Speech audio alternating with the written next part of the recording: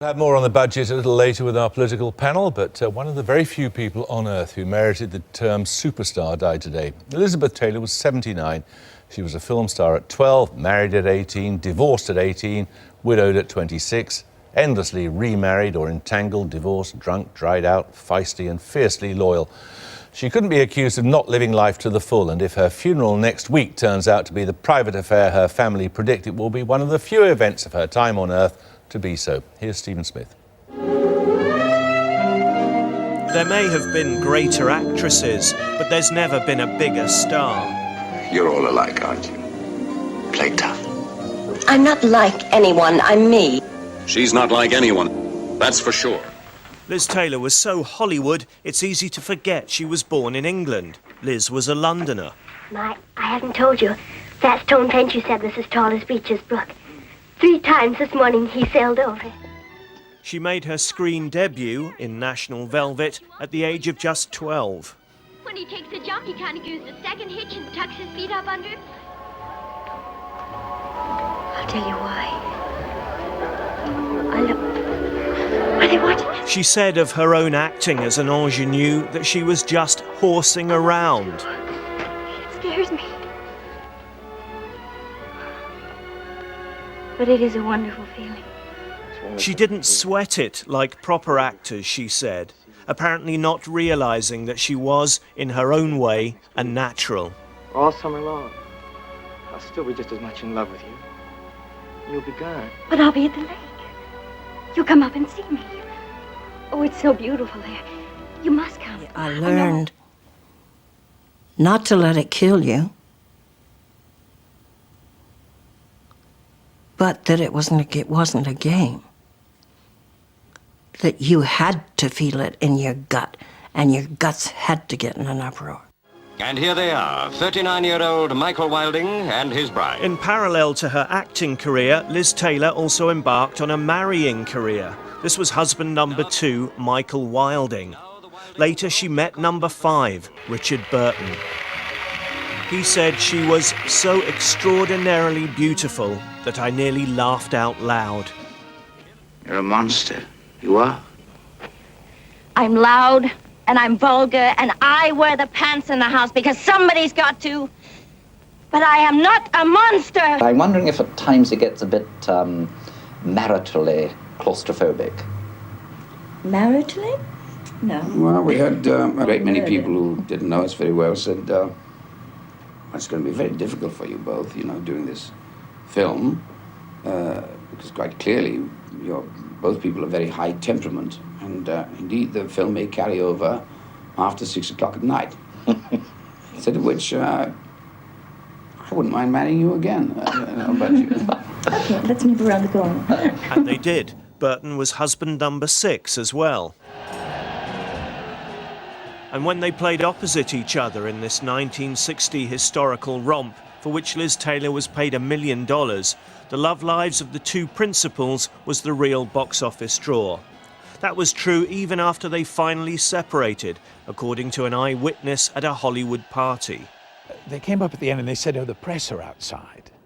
And seamlessly, they disengaged themselves from their companions of the evening and they went out together, arm in arm. And I think it was because they sort of knew that even though they were divorced and everything, still when they were together, they were one of the great love stories of that part of the century. Liz Taylor is not a star. The later acting roles weren't much to write home about, and frankly, nor were the marriages. But to paraphrase another great screen goddess, Liz Taylor was still big. It was celebrity that got small. People say, oh, was it her beauty, or was it her talent, or was it her private life, or was it her this or her that, her charisma, her violet eyes? I don't know. The whole thing came together to make a great star.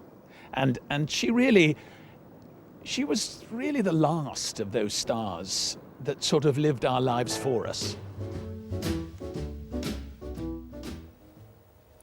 Well, back to the budget now and our political. Elizabeth Taylor, once one of the best-known people on the entire planet, has died in Los Angeles at the age of 79.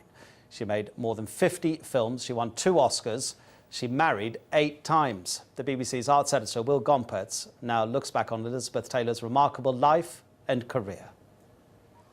Honest. Leslie Jordan, you make me sound just awful.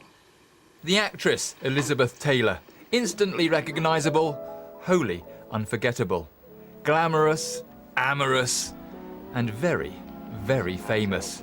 She was more than a movie star. She was an icon, a Hollywood legend. All I want is to buy opportunity.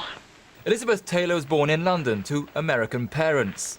The family moved to Beverly Hills in 1939 when she was 7. It was her kind of town.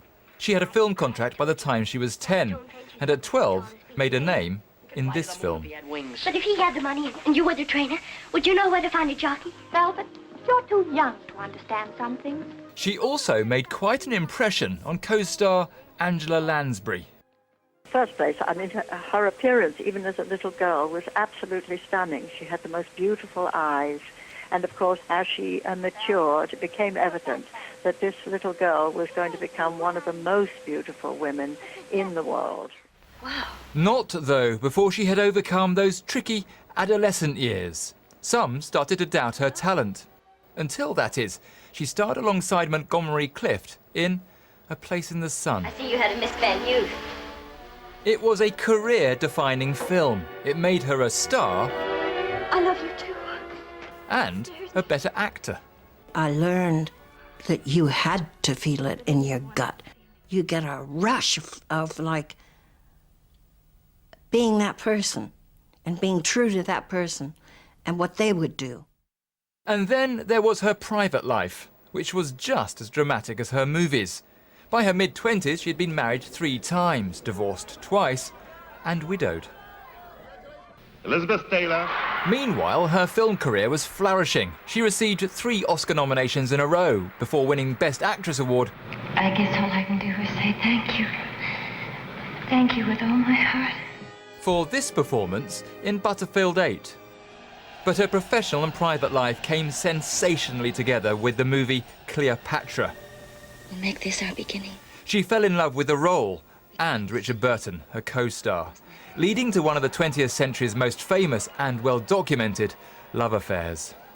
They acted together in a series of films, including Who's Afraid of Virginia Woolf, for which she won her 2nd Oscar. And I'm vulgar, and I wear the pants in the house because somebody's got to. They married and divorced twice, but remained close until Burton's death. Although the film roles began to subside, her fame did not. She used it and her remarkable energy to fight fear and prejudice towards AIDS. Dame Elizabeth Taylor had her problems with ill health and addiction, but her indomitable spirit and her lust for life meant that she could not be thwarted. As Michael Caine said today, she was a great human being. Elizabeth Taylor. Well, right around the world, Elizabeth Taylor's death is being mourned, and perhaps nowhere so is the outpouring greater than in Los Angeles. The BBC's Rajesh Mirchandani has that part of the story from LA. Hollywood is honouring an icon the way it always mourns its own, with a wreath on the Walk of Fame. But this time, there's an added touch. We asked the florist to select flowers that would commemorate the color of her eyes. We all know her eyes were a very unique bluish violet color, very striking, and we thought it would be appropriate today. And the woman with the violet eyes clearly made an impression on many. I felt like if I came here, I would say my goodbyes.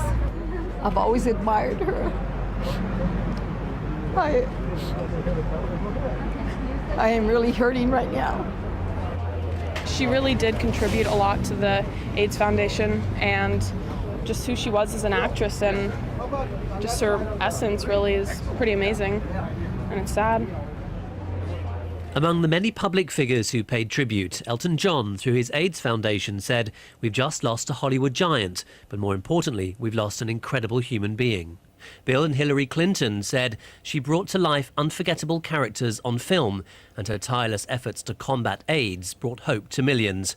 And another showbiz legend, Barbra Streisand, added, "It's the end of an era. It wasn't just her beauty or her stardom, it was her humanitarianism." Online too, there's been an outpouring. Taylor's many followers on Twitter paid their succinct respects. The social network allowed her to keep in touch with fans, even when ill health kept her out of sight. But in 2009, she did appear, cutting a lonely figure at the funeral of her longtime friend, Michael Jackson. Just like him, she was a superstar who grew up in the public eye and remained there till death. I haven't seen a reaction like this since Michael Jackson died nearly 2 years ago. That was much bigger. But this is a real indication of the level of celebrity that Elizabeth Taylor enjoyed. She was, if you like, the closest thing to royalty Hollywood had. Rajesh Merchandani, BBC News, Los Angeles. Now, just before we leave you, a reminder of our main news. ABC World News.